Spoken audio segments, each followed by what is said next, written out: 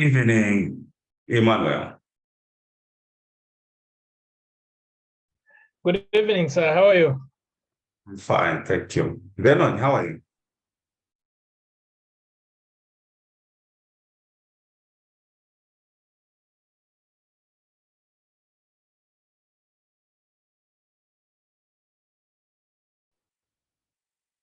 Recording in progress.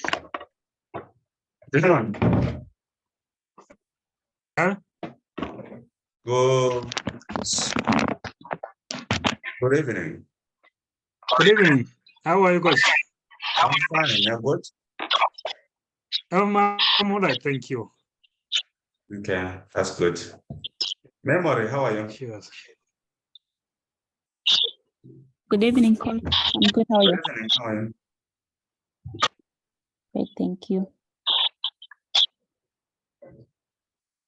Vera, how are you?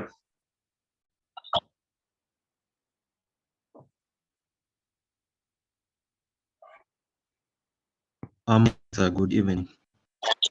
Yeah. Elisa, how are you? Good morning. Oh, apologies. Good evening. Good evening, understand. Yes, and good evening to everyone. Good evening. Okay. So first, as usual, we'll be looking at the theory, and then we go into the Excel part. Without theory, it will be very difficult to develop these financial models.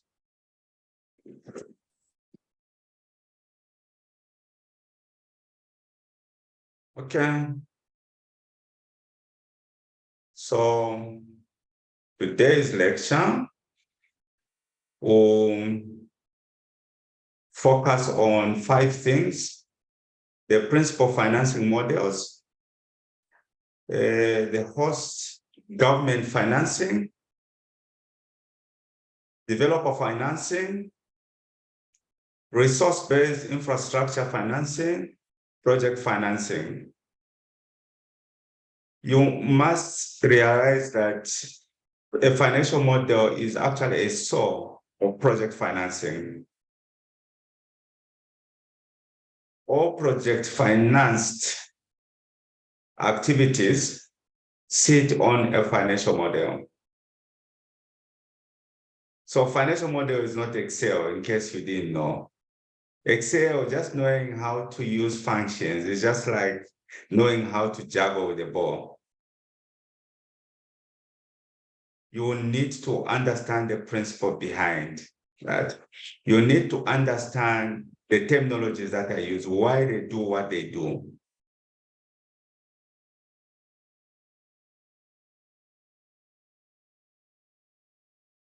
So we have 4 principal financing models.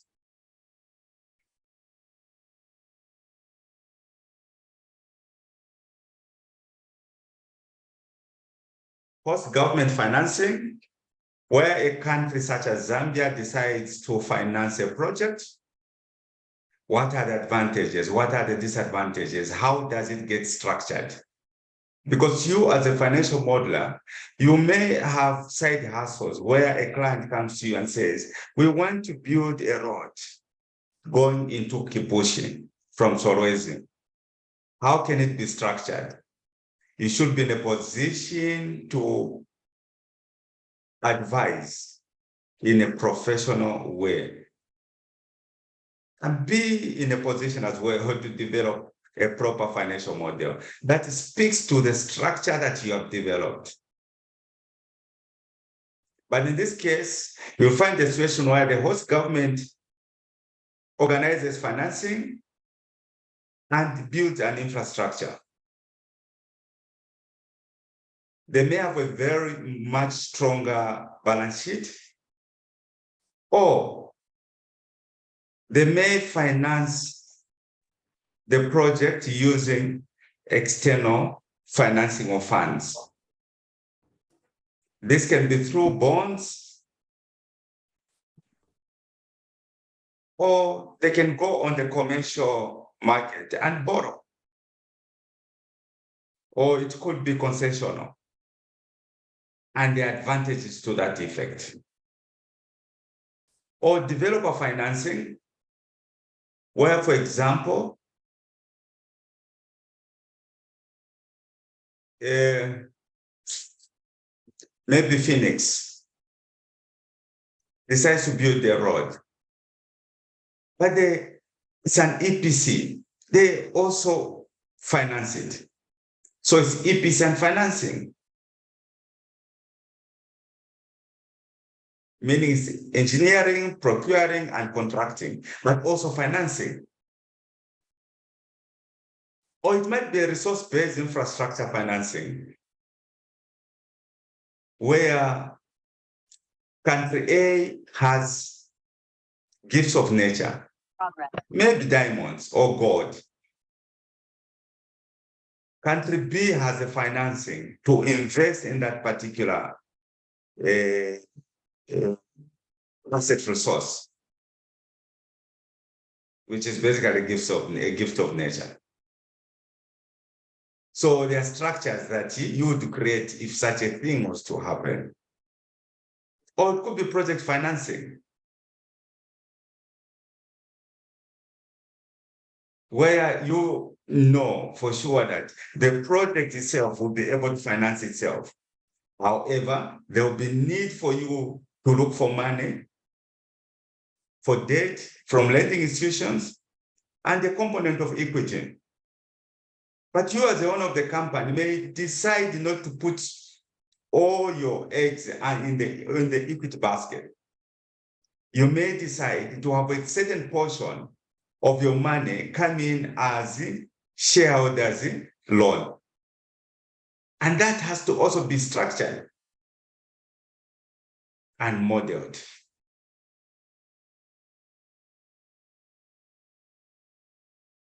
Any questions up to this level?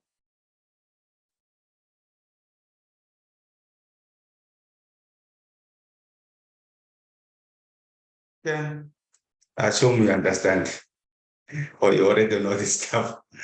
So under government, host government financing, I did actually mention that a host country such as Zambia, if it has a very strong balance sheet, it can afford to fund a project by lending funds to or contributing additional equity to the off-taker, so that the off-taker may develop the project.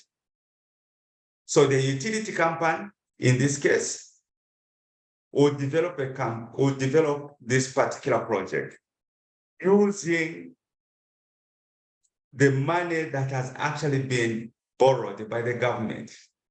So you're using the government's balance sheet to borrow and invest in that particular infrastructure. It could be a road network. It could be a hydro power plant or solar power plant. So then the government decides to lend money to the utility or to the off-taker. So there are two things. It's either the money is actually coming from the national treasury. The country has reserves. So it is using those reserves to actually build an infrastructure. Or better still, it is actually using the strength of its balance sheet to borrow. It could be Euro bonds. It could be concession, or if it is concession, it is even better because the project cost will be much lower, and meaning that you're not going to punish your citizens by charging them high prices or by having high prices. Or if it's in the electricity industry, by having high tariffs. So a country may go on the capital markets, may go for multilateral development banks, bilateral institutions, all these DFIs, development finance institutions. And in this industry, even just knowing the terminologies is very important. You don't get embarrassed when you go into a meeting with prospects.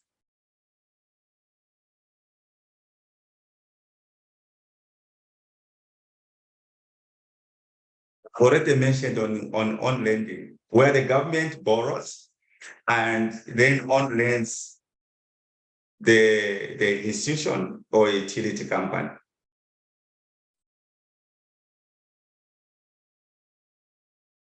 So the cost of funding, guys, will vary. If it is concessional, you expect that the rates will be quite low and the project will be to be much cheaper. Sadly, if the host government goes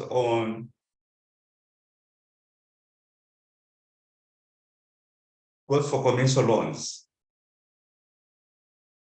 you expect that the project is going to be expensive, indirectly pushing the burden to the citizens.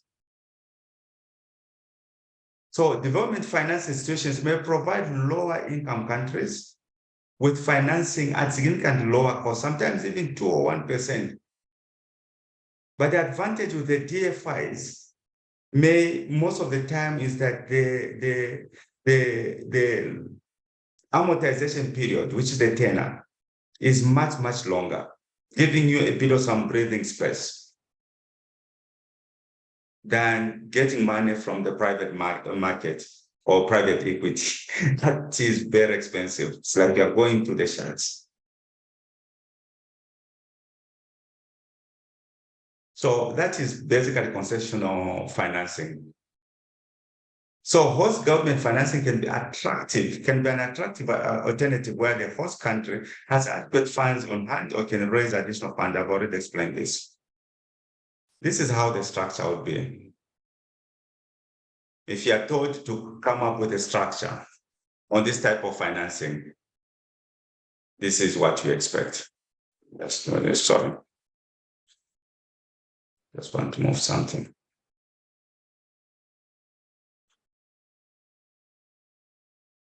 So the host government financing structure, this is how you can structure it. You have the bondholders or lenders, or possibly development. The lenders there, you still have DFIs, development finance institutions. So the government then, by using its balance sheet, maybe it believes that the utility company needs not to be exposed so much in terms of debt, or the utility company may not have the capacity to borrow. So the government, it goes in good faith to the bondholders, sells the bonds, basically papers, receive the money, then using the national balance sheet, then on lends this particular funds to the utility company. Then the utility company then invests into a particular project. So meaning that the utility company is not using its balance sheet. The one that is actually taking the risk, 100% risk, is the government.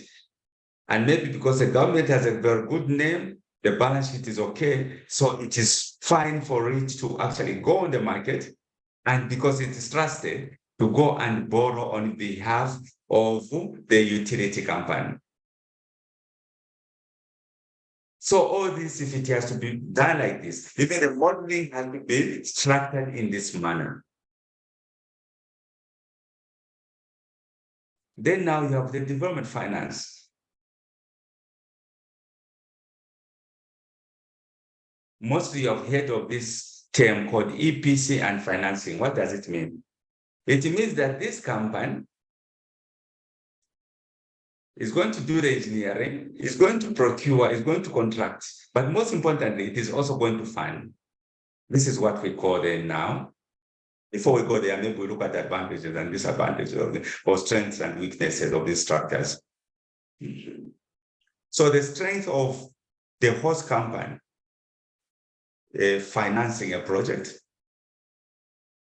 usually is that the financing is actually quite low. I already explained if it is concessional financing, it becomes expensive if they actually decide to go on the streets to go and borrow, meaning commercial lenders. That becomes very, very expensive. Fewer coordination challenges. I mean, it's a government.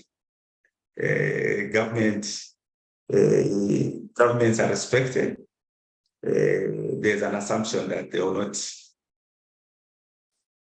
do a squalor or default or whatever it is, but we have seen government defaulting, depending on what reputation that government has built and the respect it receives from the market.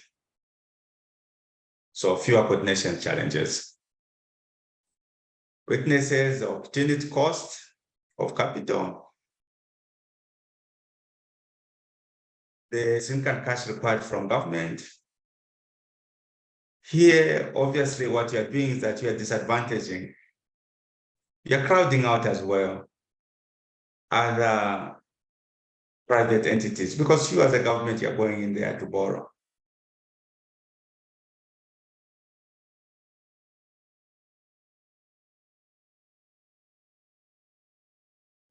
Institutions within that host country are doing fine. They have better balance sheets.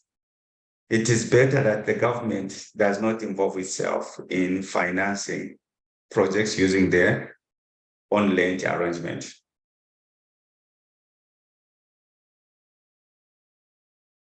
Developer financing. This basically, in other terms, it is called EPC plus financing, where the developer will secure funding for a project and they'll develop it. So some large multinational corporations, such as BP, and mining companies can use the strength of their balance sheet to fund a project by contributing in the form of equity or the funds that are required by the project company to develop the project. The only problem I always have for developer financing, who then decide to use equity to fund the project, the whole project, is that equity is expensive, guys. Because there now it's an opportunity cost. I think we had already looked at opportunity cost of capital, the opportunity of the cost of capital. Instead of them going into straight investments, such as treasury bills or government bonds, which are risk-free to some extent, then they decide to actually invest in these infrastructure projects. So the return expected by the owners of the company will be slightly or significantly above the cost of debt. And it's very simple why equity is more expensive than debt. Most organizations that they will show an equity contribution towards a project, they get that equity. Mostly that equity is funded using a mezzanine, junior financing, junior debt. So they'll go and borrow junior debt. Is more expensive than senior debt. So they'll borrow, for example, at 10% and invest in the company as part of their equity contribution. But they will need to put a margin. But again, if they have a very good balance sheet, good reserves, they will actually put all that money into the project. But mostly what they do, they'll get a portion of it. It will be actually invested as equity. then a greater portion will be invested as shareholders' loan. It's a clever way of actually getting your money and de-risking. Hello? Munvera Ushe. Talking to myself, it seems. Xavier, are you getting me? Loud and clear. Sorry, I was having internet challenges. That's why I could not connect earlier. And so I don't know what the rules were at the beginning of this lesson. If we wait until the end to ask questions, we just take them down, or No, you can be asking questions. It's not supposed to be a monologue. Maybe just okay, maybe when you're done on this slide, before you move to the next one, we can ask some questions. All right, thanks. So I already mentioned that the developer certainly use its balance sheet to borrow to finance a project, or may borrow from the banks or raise through the issuance of corporate bonds, which may be expensive. And this is why equity, I know in schools, they just say equity is expensive than debt. They don't explain it well. The fact is that in real life, even when you hear that the project has been financed using equity financing, in real life is that they have borrowed, and there's a margin that needs to be put there. And mostly they borrow using a mezzanine, which is a junior debt. It carries its own risks, and this is why it is slightly expensive than the senior lender, because the senior lender gets some preferential treatments before anybody else gets some appropriation from the profits. The senior lender gets that. Recording in progress. So developer financing could be one component of a public-private. Emmanuel, please mute, of a public-private partnership, depending on the project structure.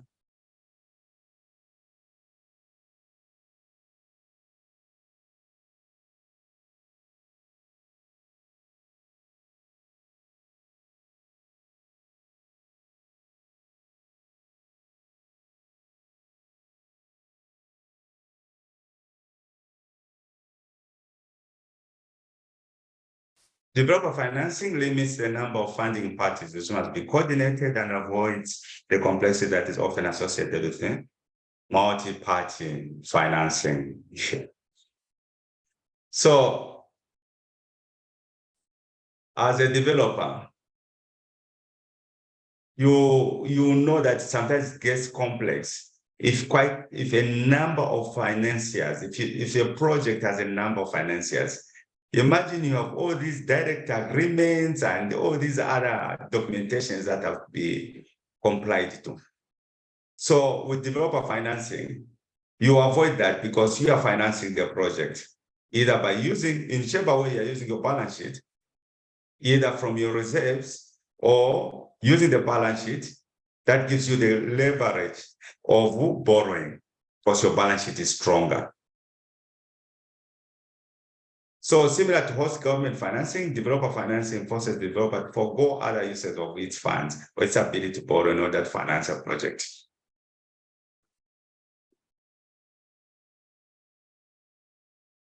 I already explained this. So under developer financing, this is how a structure, guys, looks like.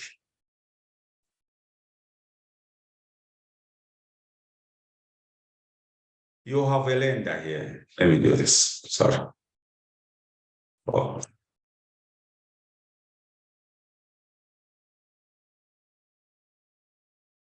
You have a lender here, right? The project is here.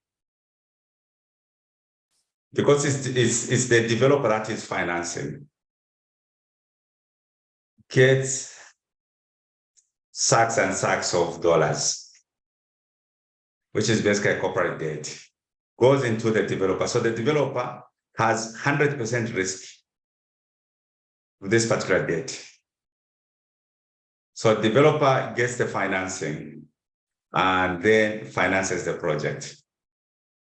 After financing the project, goes to the utility company, because then it needs to provide whether it's whatever form of service, in this case, say it is actually power or electricity, needs to sell this energy to the off-taker. This off-taker, depending on how the market is, can be a national utility company, or it can be a private entity. But to sell the power to the off-taker, there is need to have the power purchase agreement. The power purchase agreement, in actual sense, this is a bankable document that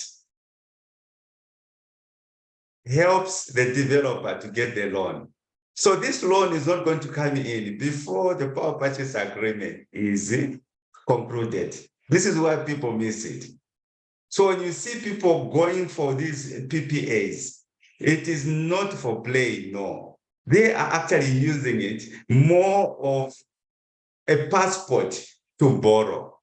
So the developer will do all the feasibility studies, all the pitching, everything has been done. Then goes to the utility company. I have this particular project that is going to be generating over 500 megawatts of power. The nameplate capacity of this particular project is 600. The power factor is so much, or capacity factor is so much. This project, the benefits of this project are this and this and this and this. The offer tariff is 4 cents per kilowatt hour. Then the off-taker comes in now to start negotiating on commercial terms, on technical terms, and legal issues such as the force majeure and all these other things. Once the PPA has been signed, this developer now runs to the lenders, goes to all these lending institutions, the DFIs, the multilateral institutions, bilateral institutions, and all that, to go and borrow and invest. This is how projects are done.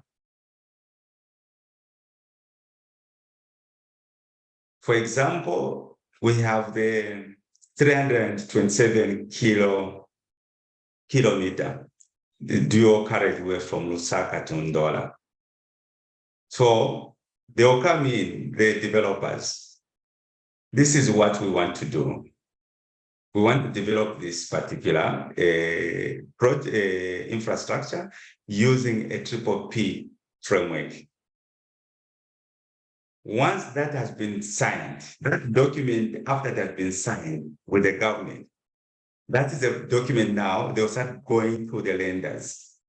It then now becomes a bankable document to go and mop up financing for the road infrastructure. Depending on how it is structured, others will come in as equity holders, others will actually be debt holders. So maybe if I can ask a question to the team. If you are given an opportunity between being a debt investor or the equity investor, which one would you choose? Sarah.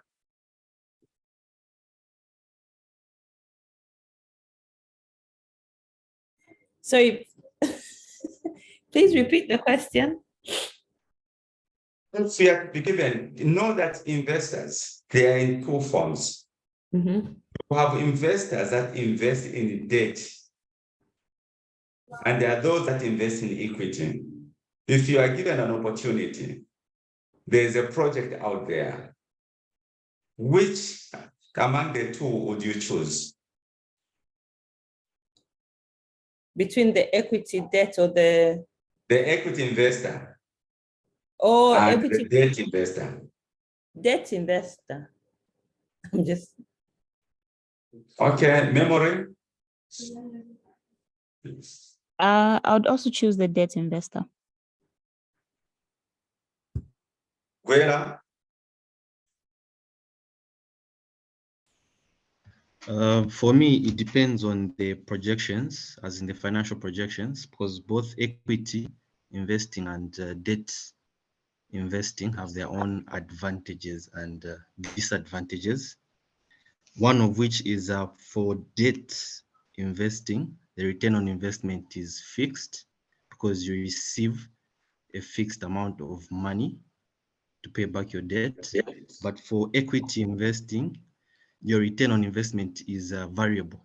You can have a larger return on investment or a smaller return on investment. Who So would for allow me, you in a triple P project? Who would allow you to have a return that is above normal? Because in that case, if you are dealing with a triple P project, any higher return, say for example, above 15% IRR, equity IRR, then you're actually going to overburden the citizens. So who's going to allow you to do that? I understand your point, Coach, but depending on the prevailing economic conditions, if the project performs beyond expectations, then equity finance or equity investment is the prudent option. Which among the two carries the highest risk? Which covers the highest risk? Again, I'll go back. It depends on the type of investment we're considering. What type of investment are we considering? Is it Xavier, a which road, a hydro? debt and equity holders carry the most risk? Equity holders. Hmm? I think equity holders. It's the equity holders, because there's this debate, Zara. I know you haven't been in the country, but I'm sure you've been following on social media. When the triple P, this concession of the 25 years concessional project was signed by the government and the investors, there was a raging debate. Others believed that NAPSA and workers' compensation must have actually invested in equity rather than debt. They believe that why should foreigners actually get that? And especially that NAPSA is financing part of the debt. Why did the government allow them to invest in equity? So for people that understand project financing and how it works, NAPSA, they were actually right to invest in debt because debt carries less risk and there's certainty. Sorry, is this the issue where the NAPSA gave? Is it the Chinese to do roads or something? Yes. So Oh. the Chinese came in as developers, as owners of the project. But then in terms of mobilizing financing, they went to all different sources. It wasn't just those two. They went to different sources. And for those two national institutions agreed to invest in debt. When you invest in equity,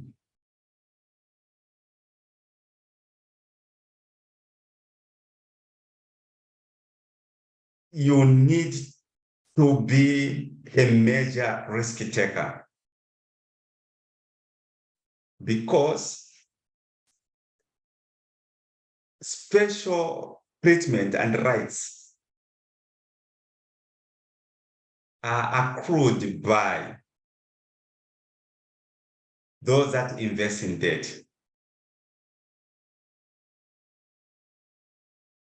The senior lenders will have the highest privilege. Then you have the junior lenders.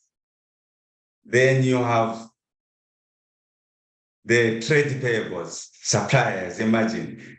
Lastly, from the suppliers, then you have the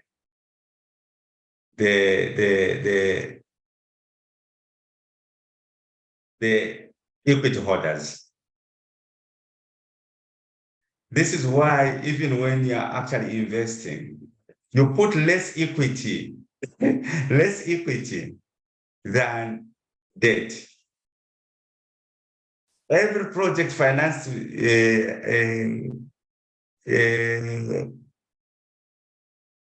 activity, I wanted to say project again, you'll find that the rule of thumb is at a 5-15. At the 5% comes in as debt, 15% comes in as equity. If the capital structure goes to the worst case scenario, 70-30, then the pricing, the cost of that particular project goes up. If you find a situation where equity is more than debt, just know that that project is very bad.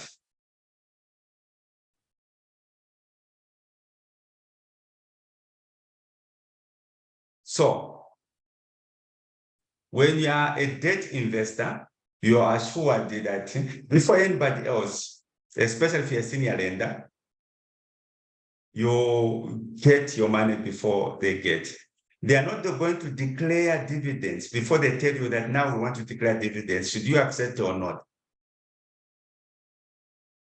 There's what we call debt dividend lockup. If the ratio, the debt service coverage ratio goes beyond 1.1, I think it goes to the default. Dividends get locked. So imagine in NAPSA, invest your money. That is not government money in case you don't know. Imagine in NAPSA, invest money in equity. And that road, those targets, maybe you're charging 20 kwacha when the kwacha is okay. Then you find that the economy gets confused badly, it starts performing badly. The owners, those that have invested in debt, they'll be given their monies. They have what you call step-in rights. You as an equity holder, you do not have. They have access to your assets.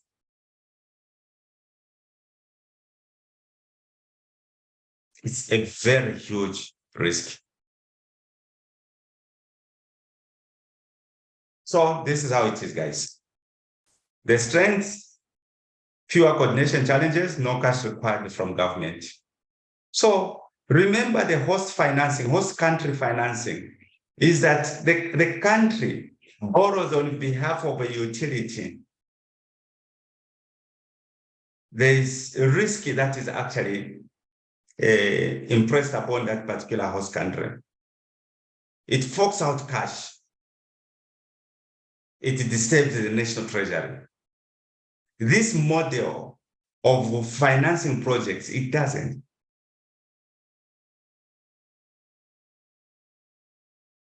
So weaknesses, limited number of developers with appetite for this structure. It is not a common structure where you find the developer then finances the projects. But there are 1 or 2 projects that have used this model.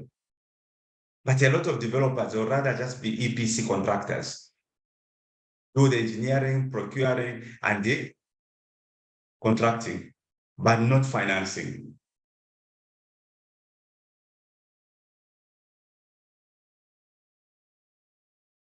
Now we have the resource-based infrastructure financing. This is very interesting. There's a gold mine, Kanseri, I don't Kanseri or whatever, in Northwest, and let's say it's very endowed with gold. Then Malawi, because it wants those resources, Malawi then goes to this host country and says, we have this money, we're interested in this particular project. Then they're given a concession. I think we have heard of such stories, especially from the agriculture sector, where you have resource, like for example, Kenya doesn't have adequate land, fertile land. Rwanda is full of mountains. Then the Rwandese government or Kenyan government comes and says, we want to invest in farming blocks because you as Zambia, you have beautiful land. in Zimba specifically. We want to grow maize for 25 years. Then they go now for a concession. So they pour in their monies into the country, into the host country.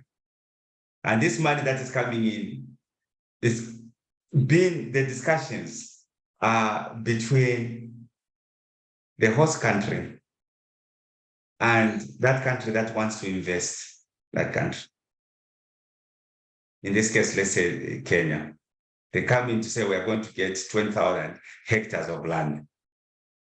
Or we want 20,000 hectares of land on concession for 20 to 25 years. Because currently we do not have enough land. Our land profile is far much smaller than your country, Zambia, which has 752,000 square kilometers, with only 10% of the over 60% edible land being used. We want to grow the agriculture base in your country and export the produce to our country. We're asking for 20,000 hectares of land. This is what they call resource-based infrastructure financing. Guys, you need to understand these things.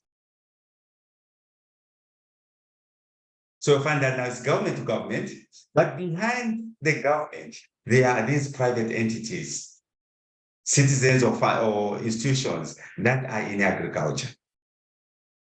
Or you would give an example of, say, maybe the Zambian government goes to procure medicine, drugs, medical drugs in Egypt. So instead of going to private institutions there, they go through the government. It's called resource-based financing. So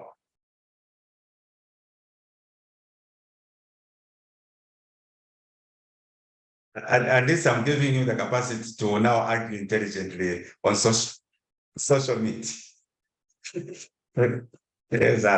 So resource-based infrastructure financing entails a host country retaining a third-party contractor or developer to design, construct, and implement a project in exchange for rights to natural resources granted by the host country to a foreign sovereign counterpart. In this case, we are saying Kenya, which is a foreign sovereign counterpart wanting to invest in the agriculture sector. Zambia has beautiful land, and they want 20,000 hectares of land. In this structure, the third-party contractor, who then comes in as the farmers, maybe from Kenya for argument's sake, typically foreign-based state-owned enterprise, is obligated to fund its design, construction, and implementation activities, ostensibly with the contractor's ultimate investment coming from its sale or use of the natural resources it is able to extract.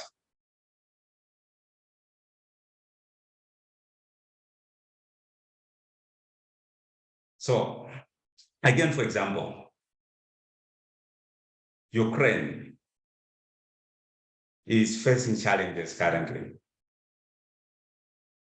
Ukraine, it was actually producing over 50% of the required wheat in Europe. Now, with what is happening in Ukraine, farms have been bombed and all that. Then they decide, the government there decide, talks to the government of Zambia or Malawi, that we want your resource, which is land. We want to invest in wheat production. We want so much hectares of land. They come here, everything being processed by the sovereign government of Ukraine.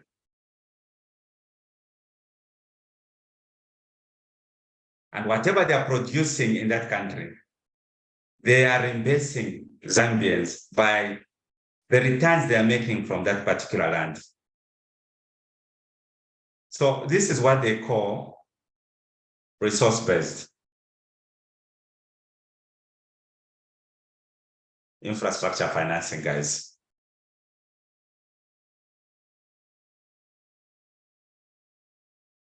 As with developer financing, this model limits the number of funding parties with which a host country has to deal and avoids the complexity that is often associated with multi-party financing. We had already explained this. It also presents the added benefit of not tapping into a sovereign's available cash reserves, so this access to third-party lending. So what is interesting is that with this resource-based infrastructure financing or resource-based financing, with the example that I've given you, meaning that the Kenyan government won't actually tap into its reserves to fund activities in there or to pay or to reimburse. It is what is actually being gotten from here, whether it's gold, it's diamond, it's sugilite, or whatever it is, that will be used to reimburse. So it doesn't cause any hemorrhage to the financials of that particular country, of the treasury. No encumbrances whatsoever caused. It's a very innovative way of financing projects using resources.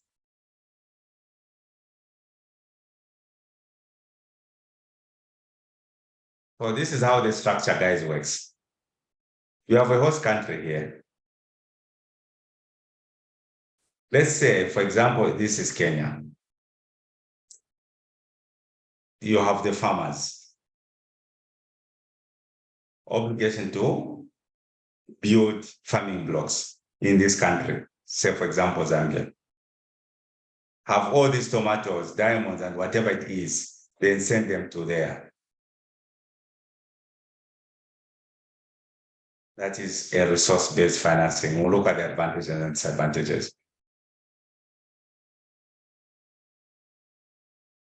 They're saying, yeah, question memory is a very good question. And this is where the problem is. How is the resource valued to ensure the host country does not get disadvantaged? This is where the problem is. It is very difficult to value this resource. It's extremely difficult.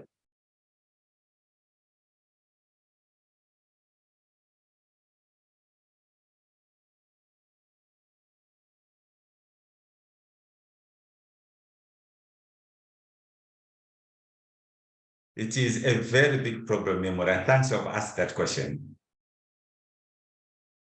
Because you may undervalue the resource.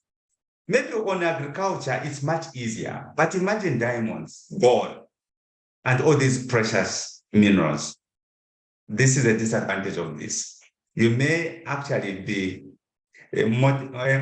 selling the future generations.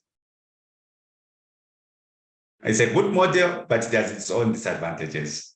So let's check on the strengths. Fewer coordination challenges that is given. Shorter time frame from concept to operations varies. No cash required from government. The weaknesses, also cost to host country, not known for several years. Remember that even up to date, from these mining firms, we don't know what is mined, the value of what is gotten from there. So if you use this particular model of financing, you may be selling resources that should have been enjoyed by your great-great-grandchildren.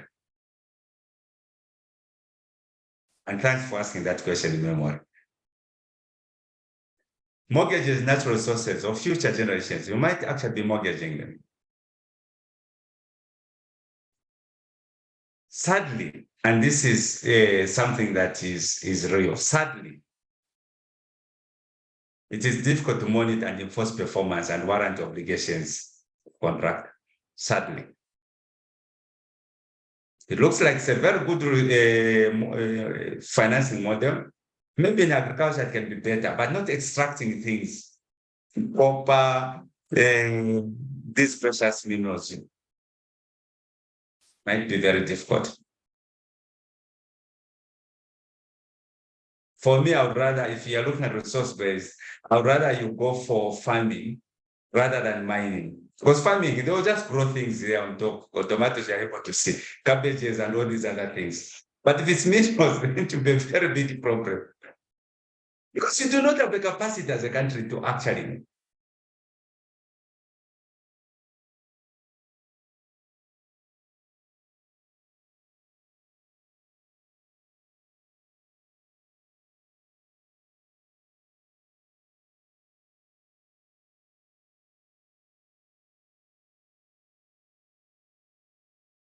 Well, I know there's someone who's trying to call, but I hope it is still not disrupted. Lastly, now we look at project financing. Are you able to hear me? Am I audible? Yes. Yes. Yes, you thank are. you. Thank you. So in project finance structures, the sovereign or a government off-taker grants, so the grants certain concession rights related to the building, ownership and operation of a project to a special purpose company whose sole business is the building, ownership and operation of the project. So you create an SPV. So the project company will often contract third parties to perform certain of these obligations. So most of the projects that you see in this country are project financed.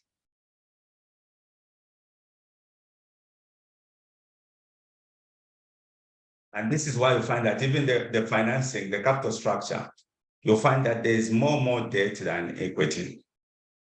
And the best is the 515.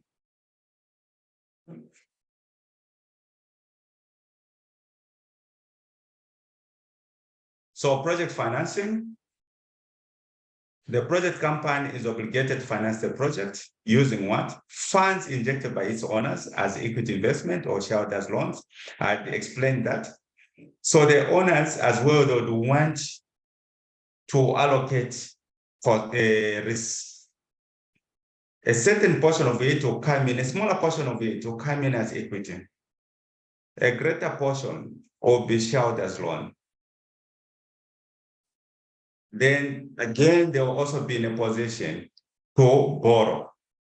So they'll go to commercial lenders, they'll go to development finance institutions, multilateral, and borrow from there to finance the project.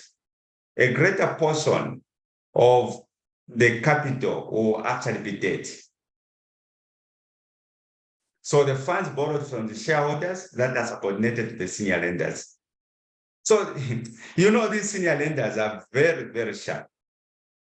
No dividends, no interest or repayments will be made to the owners of the company who have actually put in some money as a form of debt, will be paid before they are paid. Secondly, if they breach a particular covenant, they will not be paid to be locked in. So you have the debt service coverage ratio that needs to be achieved. Then you have the one at default. Once it goes below, expect that everything else gets locked. Only the senior lender will continue getting.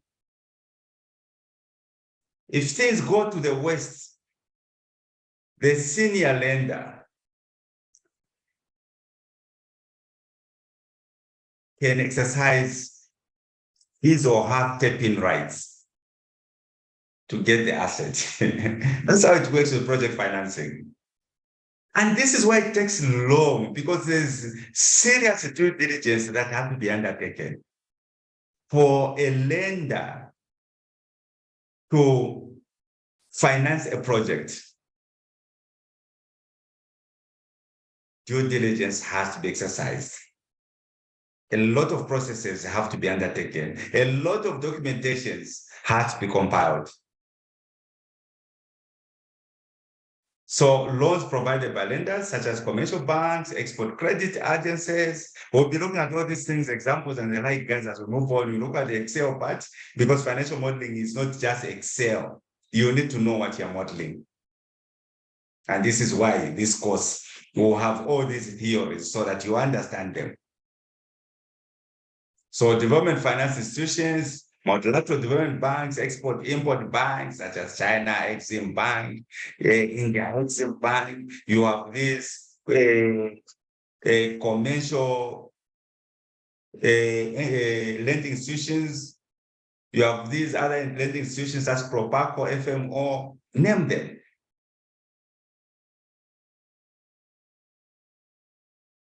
IFC.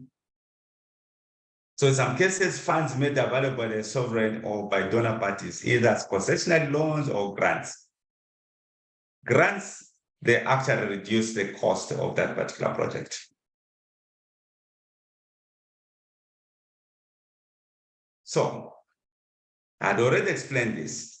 Project finance, guys, you find that a greater portion of that particular project has been funded by lenders. So they are not silly why they invest more in the debt than equity. So lenders typically lend the majority of the funding required by the project company on a limited recourse basis. This means that the loans are secured by all the assets of the project company, including their contractual rights under the project agreements and by pledge over the shares in the project company. So in the event that the project company is not able to repay the loan, the lenders have no recourse against the investors.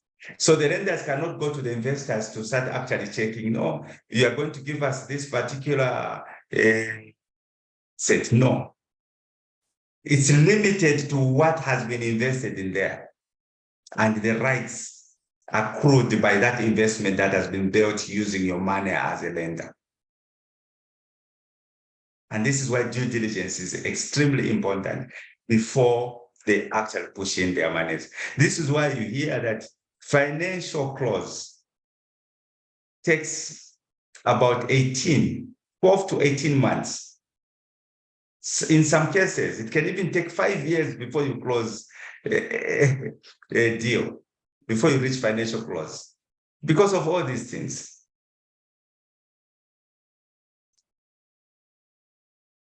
So project finance may be more affordable or more expensive than financing a project on the host country balance sheet. It's dependent on 4 factors, guys. Government's cost of capital. In case you don't know,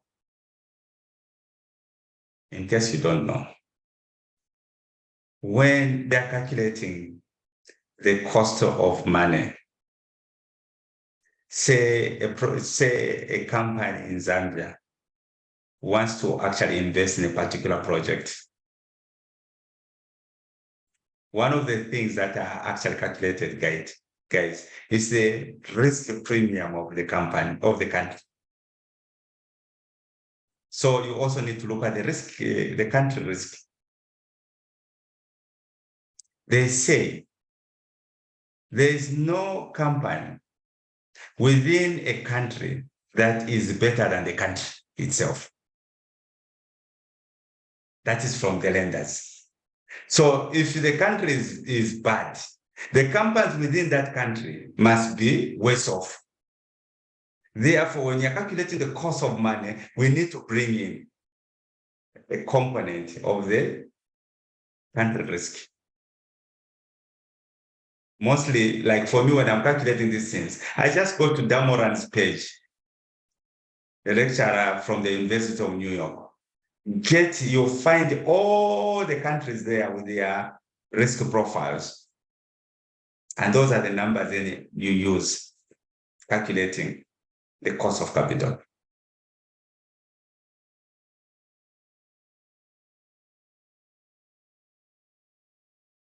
Then you have the tenor.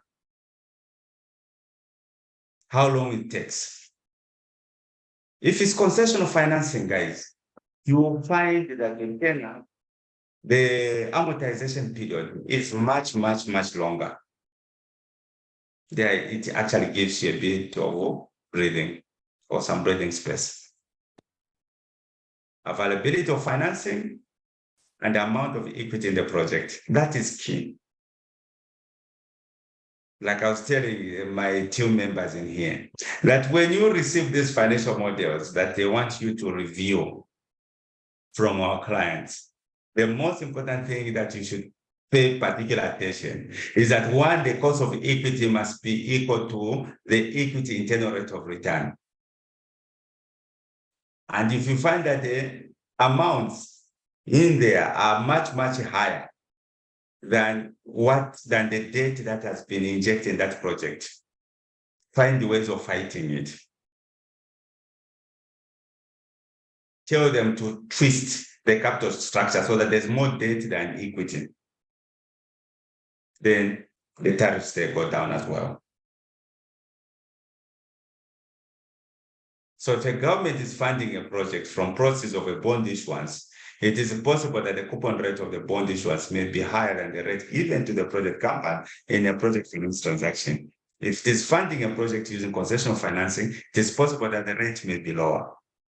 For the bonds, like the Zambian government got bonds some time back, the risk of the country went up, meaning whatever projects you are actually doing, the cost of money suddenly went up because of that bond. We need to understand these things. But if they were maintained getting on from bilateral and multilateral, it was going to be concessional. So the cost of doing business was going to go down. If you open the Damuran spreadsheets, just a New York University country risk, you'll find huge spreadsheets there. Download. Check the risk. Country risk of Botswana is under 5%. Check the country risk now of Zambia. Before that, I think before around 2020, it was at 27%. Equal to Zimbabwe. Currently, I think it's at 16. I haven't checked. Maybe today. I haven't checked. I need to actually download that. So what does it mean? It means that if you are borrowing Stanchart, you check, you go on Botswana Stanchart, Google it. You'll find the interest rates for the personal loans is about 5%. Stanchart Zambia, you find that it's around 20, 22%, 23%. It's because of that country risk. So once the country risk improves, even your personal loans also improves. If you can bring it to 5%, you start getting loans of about 5%. You see that?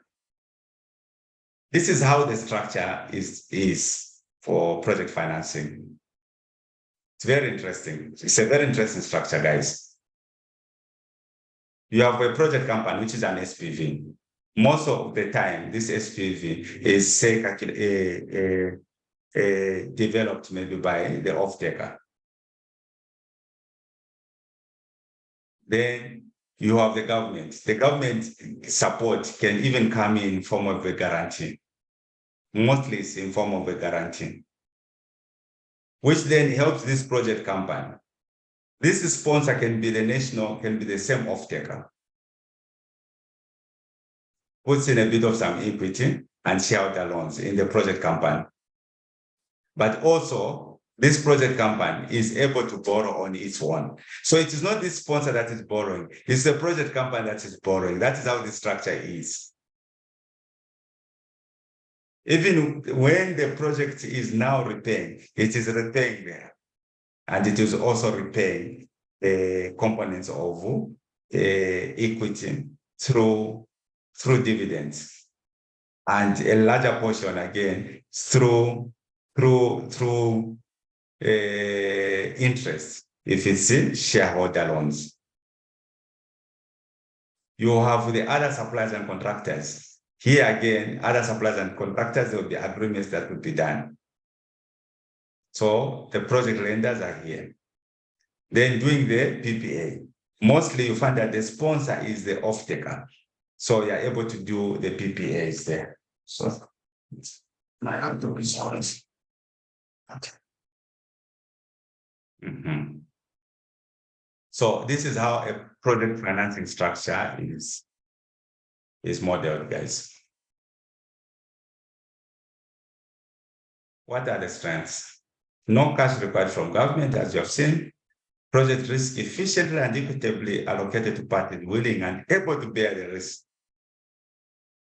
Thorough due diligence and performance guarantees required by project company. Thorough, and this is why it takes long to reach financial close. The weaknesses, complex coordination challenges, it's quite complex.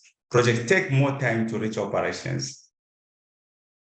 Even just to reach financial close, guys, it takes time. To start constructing, it takes time. To reach commercial operation period, or just that commercial operation date, it takes time. There are higher upfront fees. There are a lot of intermediaries who would want to eat. Transaction, advisory, mandatory arrangers, they all need to eat their costs. So thank you so much for this. Then now we're going to the Excel, guys.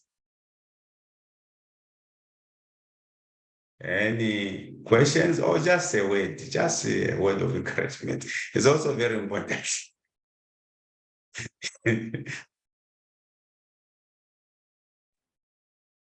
Yes, sir. Yeah. Oh, yeah. No, I was just going to say that this is really interesting, obvious, because I can relate it to my company where I work. We have shareholder loans, equity loans. We've also got debt. So it will be, I'm looking forward to doing something with you on, I do a report on, I've consolidated all the loans, but I think there's something more I do. So I'm just looking at, this is, yeah, it's really interesting and very insightful as always. Sure. So yeah, it's really good. So here, it's not, so this is what I've said, this particular course, it has been developed specifically with you people who work in mind. Yeah, because I would have never, I mean, I didn't really understand project financing, the differences. And obviously where I work as well, we're now going into, they do properties as in buying. So these projects, developing properties. So kind of work with developers and whatever. So this is, yeah, it's really interesting. So thank you. Thank you. Okay, so we then now go to the Excel part, guys. Just check on the time. Okay, every time moves. Okay.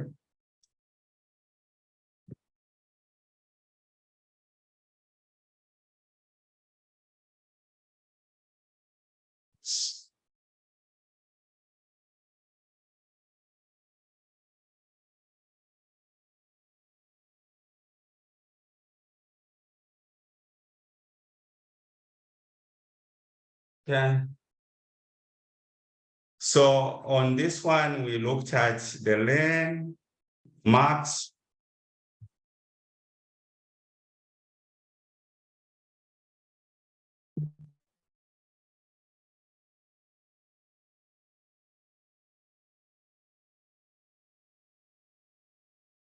Last time we met, we looked at the lane, basically measuring the length of the characters within a cell. We looked at max, picking the maximum date or maximum amount. Mean, picking the minimum date or minimum amount. Then we looked at some product which discouraged you a bit.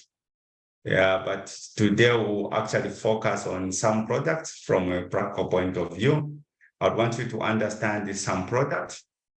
I'm sure you have time to go through that YouTube the lecture because I posted it on YouTube on some product. But then I'll show you some few examples, cool examples on how you can use some products, some cool examples.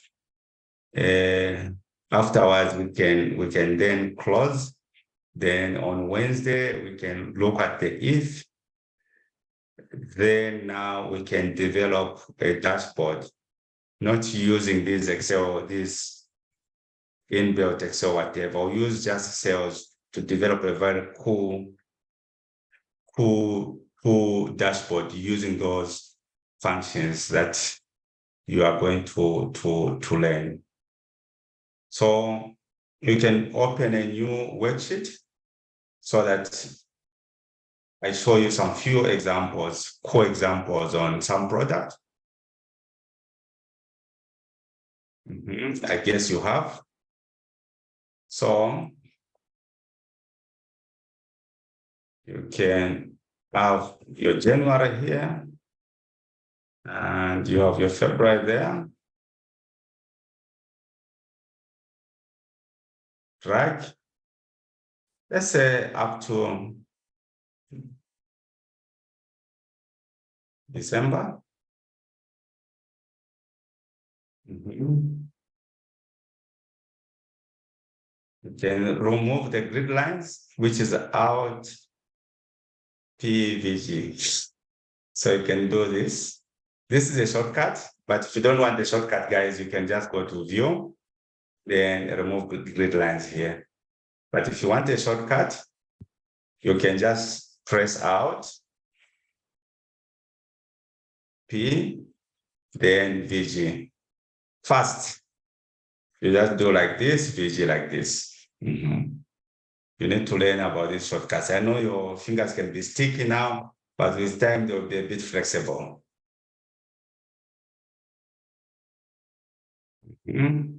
So let's say, for example, you're developing maybe a budget model of some kind. So you have the months there, but you also have the price.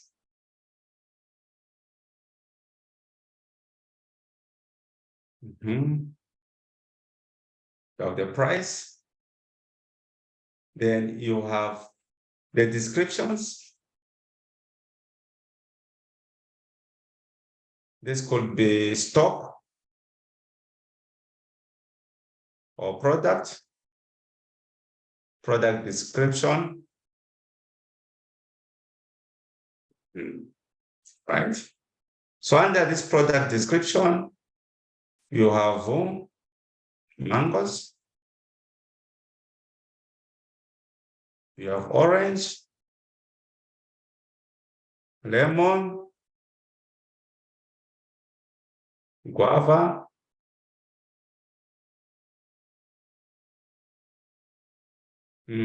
pineapple. You have a problem spelling. Our problem spelling. So let's say up. Yeah. So let's say we have those. Then down here, you have what you call total sales. Just do that.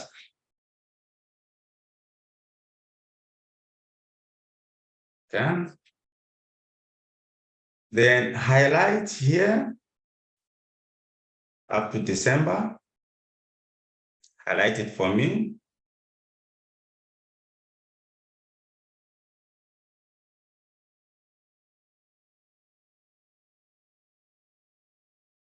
Done. Go to home. Let's pick the color for the input. Do I no longer use this? Microsoft has its own color coding. Go to Cell Styles. Go to Cell Styles and pick input.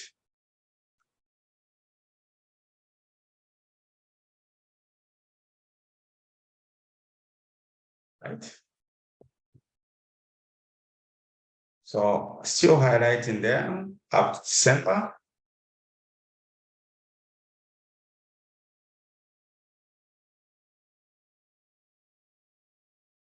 Are we there? Then we are going to have an input text in here, message.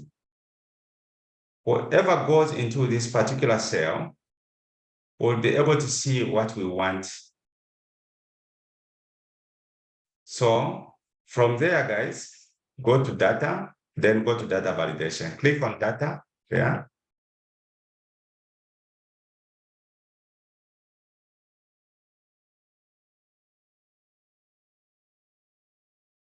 Click on data validation. You see this Nike. The Tongas will say Kachon Gateway. You see the Kachon Gateway. Click that Nike. Atwasama Kachon Gateway. Click that. Then go click on input message.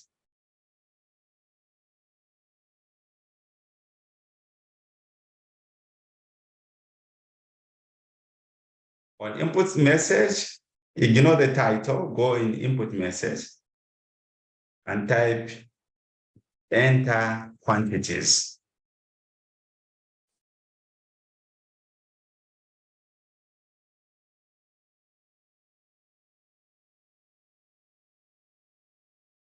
And press OK.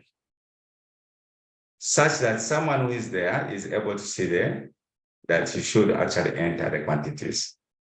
Yeah. Right?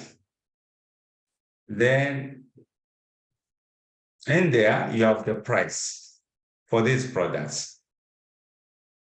You have mangoes, maybe it's been sold at 4 kwacha.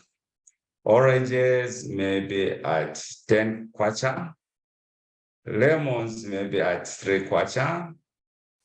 Guavas, maybe at 5 kwacha. The apples, maybe 7 kwacha.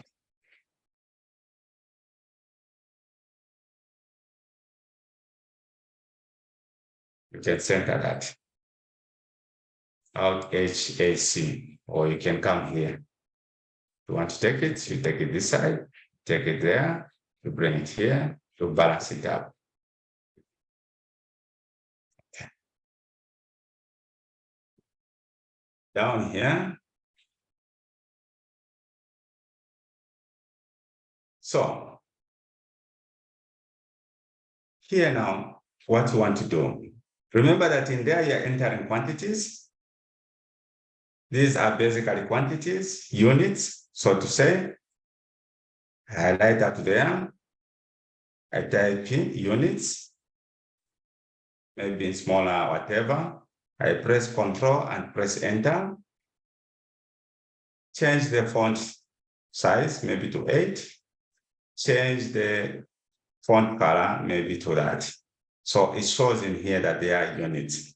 But there, it shows that this is maybe $1 or kwacha or pound. I'm putting $1 just for you to know that this is monetary. Something like this. Even here, I can reduce that. Don't worry, these are just flowers. They are just cosmetics. So now, what we want here is that if you enter quantities, say you enter 80, we should be able to see the total sales as 360. But then we are not going to be doing this, guys. No, we are not going to do that. We'll put in a beautiful cool formula. But we use the SUMPRODUCT function.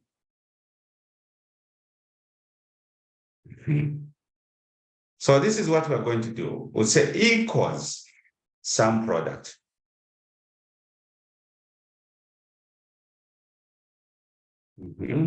Tab. Then pick this range here and lock it. Locking it, guys, it means that you have put the dollar signs. I think the next lesson, I'll talk about dollar signs. We're not going to the theory. Next meeting, it will be just Excel. Then later on again, we'll continue with the theory because it's very important.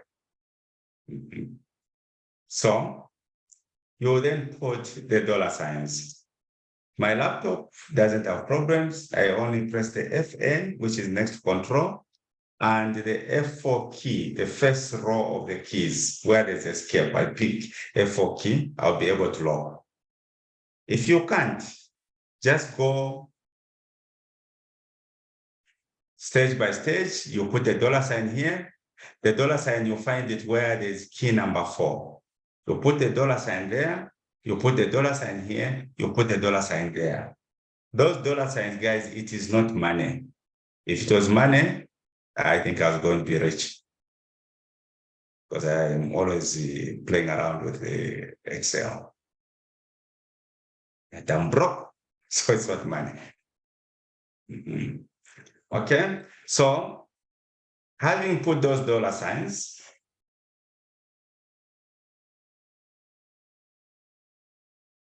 have a comma there, meaning you're done with the first array.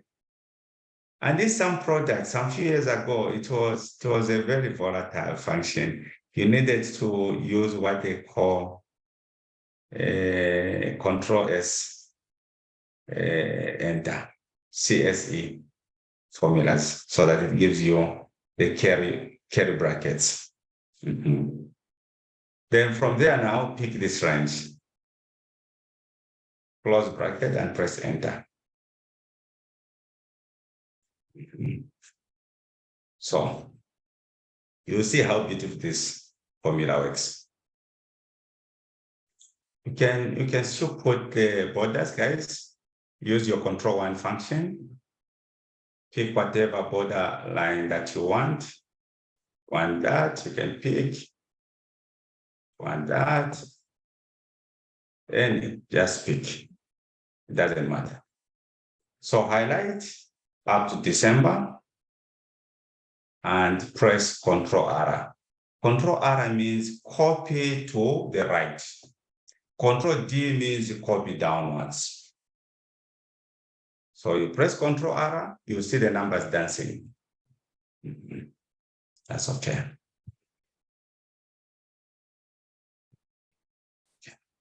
So if here we type 2, we are going to have 340. If we type 10, we are going to have 370. If we type 4, we are going to have 410 or 310, 390. If we then type 90 there, these are the numbers. Don't want it to grow that much. Let me just say 9. So we can go on here now. You start putting your quantities, but your sales, you start seeing these sales, total sales in dollars, for example. I know you're tired, but this is what you signed up for. So I can continue here. I can type 7 of that. So I'm putting the quantities in July for my budgeting. I'll be able to do that.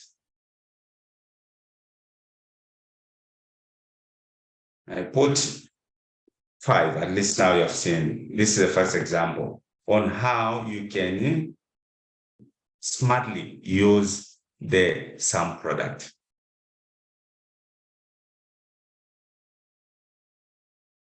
So the SUMPRODUCT, trust me, it is more of a powerful function than the VLOOKUP. The VLOOKUP cannot sum, or the HLOOKUP, but we'll be looking at all those things as we move on. We'll look at all the functions that matter. What is interesting about this SUMPRODUCT, guys? For example, I want to add these quantities. So let's do this.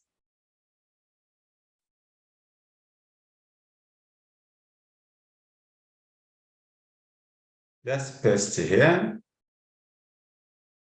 Suppose you have this long list. Just as an example.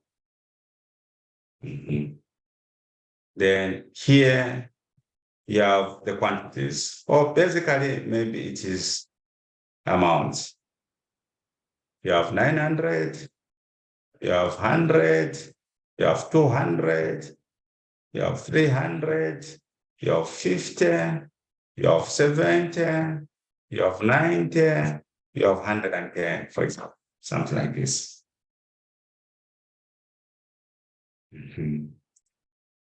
So I just want to show you that how powerful this particular function is. Let's say you copy this lemon here, have it there. So we want to show the total amount.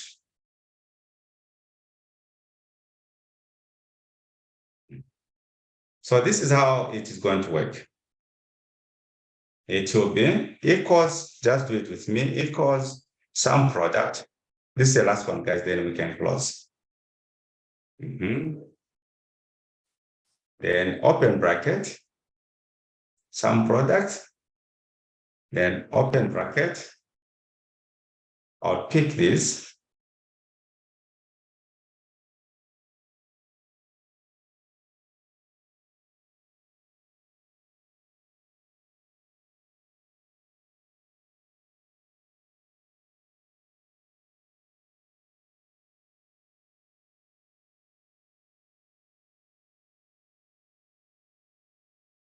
It works.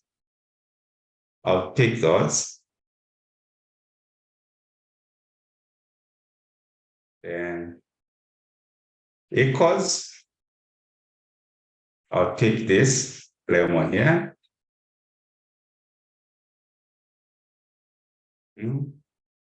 Close bracket. So I'm trying to match this to this criteria.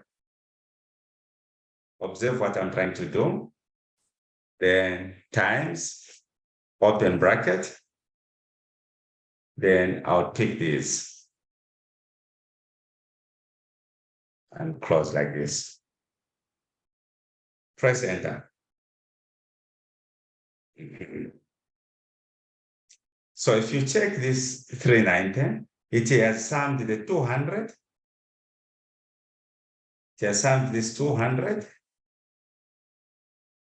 plus this 110 here, giving you 310. If I type mango here, it will sum mango. Beautiful formula function.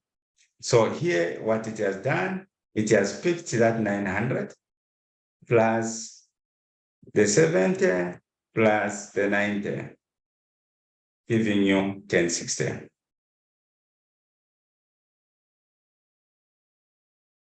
You will need to practice, guys. After this, obviously, it will be posted on the YouTube. Have time, look at how beautiful this function is. So these are the functions that you'll be using in your financial model. If here I decide, I say, just want to check on guava, there's only 300. Beautiful. By using just these basic techniques.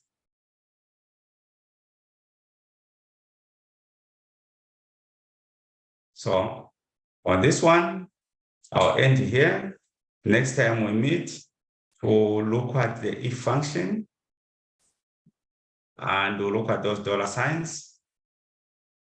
And then we'll actually go into dashboard modeling using those functions and using conditional formatting.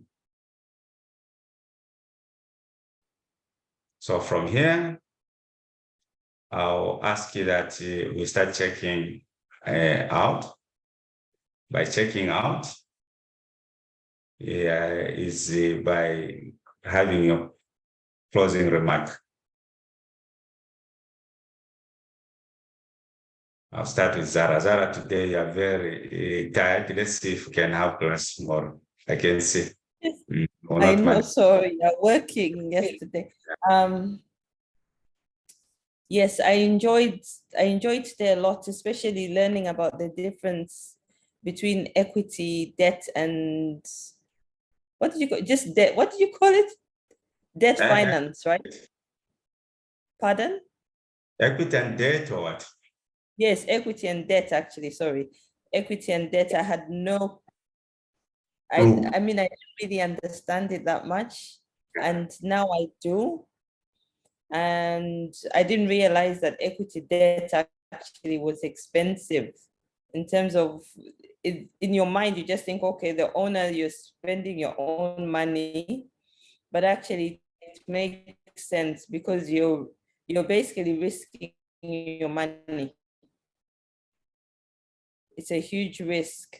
Like you say, yeah, today was very, very interesting. Thank you. I'm most welcome. Thank you. Emmanuel?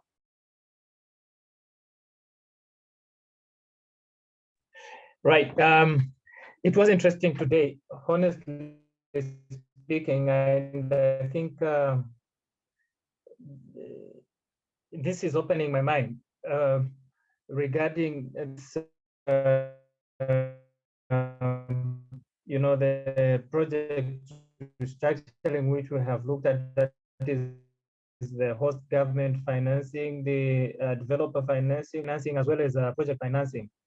And you remember during load shedding, there are some companies, I don't know whether they were from some of the Western countries, who are saying that, you see, they were going to invest in renewable energy, which they were going to sell to ZESCO. So I was actually wondering, and then ZESCO sells to, the citizenry. Is it not going to be expensive for us?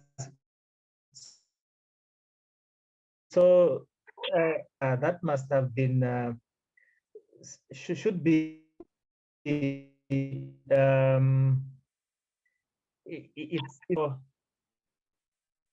think I appreciate this learning. I think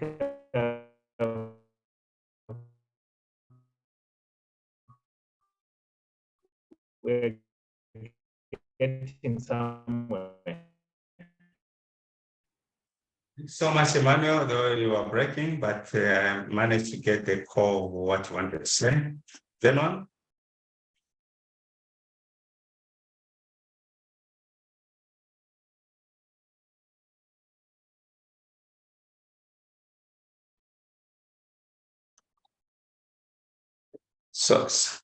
Sorry, my internet just misbehaved.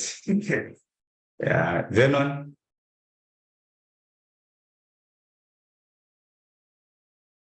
Okay, thank you very much. It's like day by day we are learning new things, and today is just as you mentioned from the beginning that this is not just Excel. We've come up with to learn more about how PPE comes in, and the example which you've given of the dollar dual carriageway. When you hear about the critics people here and there, now we understand it more. At least we're at a different level than we were yesterday. Then in addition to that, the issues of the SUM product, I've seen that is able to perform wonders, and it makes SUM's work very easy once you get to know more about SUM product. I thank you. Thank you. Memory. Yes.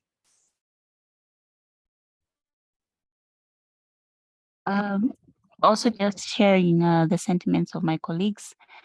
Thank you so much for today's lesson, and the class was very interesting. I just wanted to find out why we lock the numbers. I didn't understand why the numbers have to be locked. What effect does it have The numbers, on the rest of the formula? let me just show you just as an example. I'm not going to waste a lot of time. I know you'll be learning these things. If I do here,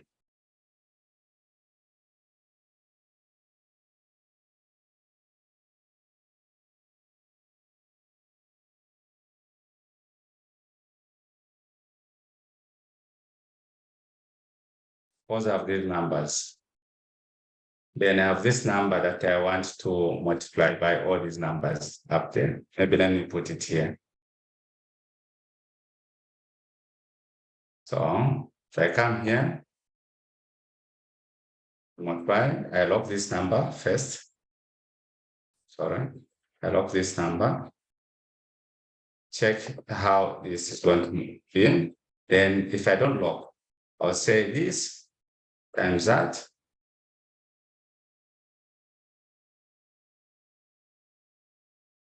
So see, if I come here, I go to formulas, just want to show you how these numbers are. Press precedence. You can see that I'm getting this number and this number there.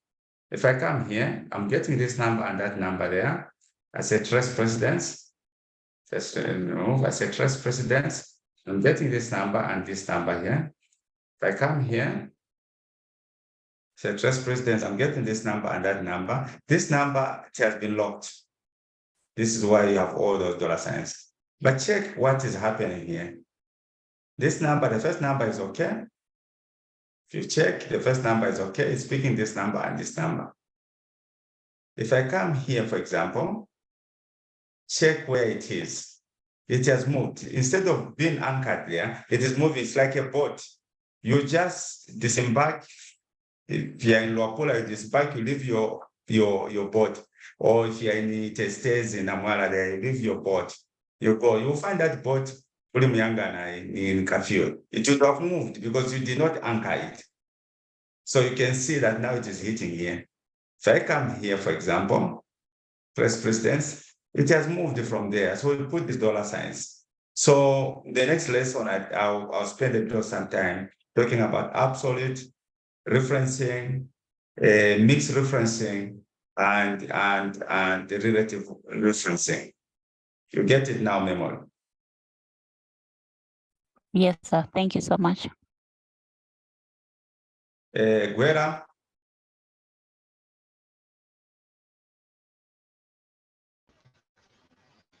Good evening once again, sir, and thank you for today's class. My closing remarks will be very brief. So I enjoyed the theory, especially about developer financing and resource-based infrastructure financing. And I look forward to the next class. Thank you. Thank you, Eliza.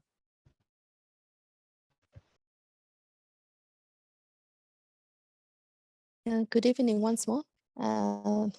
Like my colleagues have alluded to, it's interesting to find out how these financing are actually differentiated from the host government financing, developer financing, resource and project-based. Just a bit of a question, I think, on my part. When it comes to developer financing, would it be a reason why, say, a company, for an example, I'm not sure if I'm correct, let's say ZESCO, we want to develop more power, and then instead of developing it as ZESCO, you'd say a special purpose vehicle and come up with a different power plant to hedge from the risks of the project? Yeah, so that one, what it is not developer financing. Yeah. It is a project financing. So what happens is that you come up with an SPV so that you secure all the revenues and the meaningful returns, and they will be actually going to either towards the amortization of the debt. So that's why they create those SPVs. It's project finance. There's more debt in it than equity. Developer financing is where this company comes in. For example, Alvic decides to build. They themselves are going to develop to build the road, but they will also finance it. All right. So there's a difference. So, all right. So, is it correct to say that the difference would be in the developer financing, the owners of the project are bearing more of the risk than in the project financing? Yes, in the project financing, remember that there's a non-recourse. meaning that the lenders, they only have rights up to the project company, which is an SPV. They cannot go to the company that has invested in that. So they will go to the company that has been created. All right. So Thank you so SPV, much. for example, create an SPV, say KGL. The lenders, if in an event that you fail to pay, they will only go to their limited only to that SPV, not to this company that has created the SPV. All right. Oh, thank you so much. Sorry for taking the class back. I had okay. the internet fine. had misbehaved. I Yeah. had dropped off when you started explaining on the developer financing. Otherwise, it has been a very interesting lesson. I've learned a lot, and I'll review when you share the video so that these new terminologies sink in. Thank you so much. Thank you so much. Yes. So thank you so much, Tim. We'll meet on Wednesday. Zara, I don't know if we'll meet tomorrow. It's debatable. We'll see you actually discuss outside this meeting. We'll see.